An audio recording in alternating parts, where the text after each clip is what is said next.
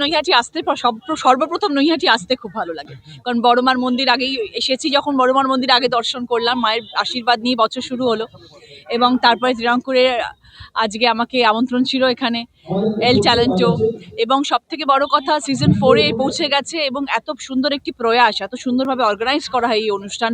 পশ্চিমবাংলার সব ট্যালেন্টসদেরকে নিয়ে আজকে এই অনুষ্ঠান আয়োজন করা হয় এবং ঋষি বঙ্কিমচন্দ্র কলেজ আপনারা সবাই জানেন, বিখ্যাত কলেজ, এবং তাদের সাথে মিলিয়েভাবে এই কর্মসূচি চলছে এত বছর ধরে এবং খুব সুন্দরভাবে আয়োজন করা হচ্ছে এবং দুদিন ব্যাপী আয়োজন চলবে। সেই জন্যই সবাইকে সাপোর্ট করার জন্য এখানে আসা এবং সবার হাতে প্রাইজ তুলে দেওয়া।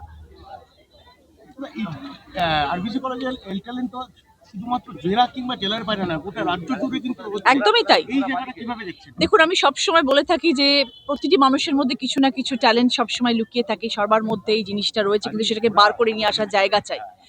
তো সেটা সবাই সবসময় পায় না, তারা সবাই কিছু না কিছু ট্যালেন্ট নিয়ে জন্মায় এবং সেই ট্যালেন্টটাকে আমাদের সকলের সামনে বার করে নিয়ে আসার একটা জায়গা চাই। সেই জায়গায় আজকে এল ট্যালেন্টো মতন একটা সুন্দর অর্গানাইজ করা একটা হচ্ছে প্রোগ্রাম, এবং সেখানে এত ছাত্র ছাত্রীরা সবাই স্বীকৃতি পাচ্ছে, এটা হচ্ছে সব থেকে বড় কথা। তারা সার্টিফিকেট পাচ্ছে, তারা অ্যাওয়ার্ড পাচ্ছে এবং তাদের নাম আজকে বাইরে ছড়াচ্ছে, এবং তারা যেই যেই কাজের জন্য স্বীকৃতি পাচ্ছে সেগুলো নিয়ে তারা জীবনে এগিয়ে যেতে পারবে, এটাই সব থেকে বড় কথা। এটা একটা বড় প্রয়াস, নতুন প্রজন্মকে এগিয়ে নিয়ে যাওয়ার একটা বড় আয়োজন এটা। এবারে কলেজের মধ্যে সীমাবদ্ধ না থেকে কিন্তু স্কুল পার্টিসিপেট করছে, একদম সব থেকে বড় কথা হচ্ছে সেটা। এবং ছোট্টবেলা থেকে যদি তাদের পাশে এরকম ভাবে একটা এনকারেজমেন্ট থাকে এবং তাদের পাশে অ্যাওয়ার্ড পাওয়া যাওয়া এবং সার্টিফিকেটস থাকে, তারা অনেক বেশি অনুপ্রেরণা পাবে জীবনে এগিয়ে যাবার, বড় হবার। বাংলায় বর্তমানে এসআর নিয়ে আপনার কি বক্তব্য? দেখুন, সাধারণ মানুষ সমস্যার সম্মুখীন হচ্ছে সর্ব জায়গায়, পশ্চিমবাংলার অনেক জায়গায় এটা হচ্ছে, এবং দিদি অভিষেক এটা নিয়ে তদন্ত করছেন এবং সব রকম ভাবে তারা সাহায্য করার চেষ্টা করছেন। এবং আমরা যারা কর্মীরা যারা রয়েছি তৃণমূল কংগ্রেসের, আমরা যারা কাজ করি, তারা আমরা সবসময় চেষ্টা করছি যাতে মানুষের কোনো রকম অসুবিধা না হয়, তারা যারা কেউ যেন কোনো রকমভাবে বঞ্চিত না হয়, যাদের ভোট দেওয়ার অধিকার আছে তারা যেন ভোট দিতে পারে। হিয়ারিং হচ্ছে, আমি সবসময় বলবো হিয়ারিংয়ে ভয় পাবেন না, হিয়ারিংয়ে যান, নথি নিয়ে যান, কাগজপত্র নিয়ে যান, হিয়ারিংয়ে গিয়ে দাঁড়ান, ভয় পাবেন না এবং চেষ্টা করুন যাতে এই সমস্যার সমাধান হতে পারে। আপনি যে অনুষ্ঠানে দাঁড়িয়ে রয়েছেন সেখানেই কর্মকর্তা পার্থবাবু, আমি সহ পৌরসভার কাউন্সিলর, তাকেও হিয়ারিংয়ে ডাকা হয়েছে।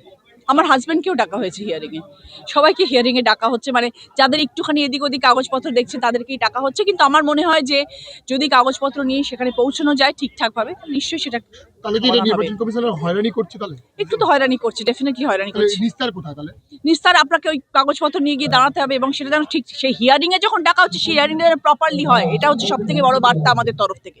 হিয়ারিংয়ে ডাকছেন, খুব ভালো কথা, আপনাদের কাছে কাগজপত্র আসেনি, আপনারা মনে করছেন হিয়ারিংয়ে আরও কাগজপত্র নিয়ে আসতে হবে, আপনাকে প্রুফ দেখাতে হবে, আপনাকে আধার কার্ড দেখাতে হবে, আপনাকে পাসপোর্ট দেখাতে হবে, আপনার এখানে জন্ম হয়েছে সেটা আপনাকে দেখাতে হবে, সব ঠিক আছে মানলাম, কিন্তু সেই কাগজপত্র নিয়ে যখন যাওয়া হচ্ছে তখন যেন সেই কাজটা কমপ্লিট হয়, এটা হচ্ছে আমাদের তরফ থেকে একটা আবেদন।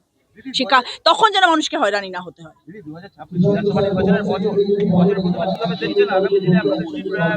বছরের শুরুতে বড়মাকে পুজো দিলাম যাতে সব সুষ্ঠুভাবে হয়, ভালোভাবে হয় এবং সবাই যেন সুন্দরভাবে থাকে, আমাদের পশ্চিমবাংলার মানুষ যেন সুন্দরভাবে থাকে, এবং সর্বোপরি আমার দল আবার ফিরে আসবে, আমরা সবুজ আবির নিয়ে আবার খেলা করবো।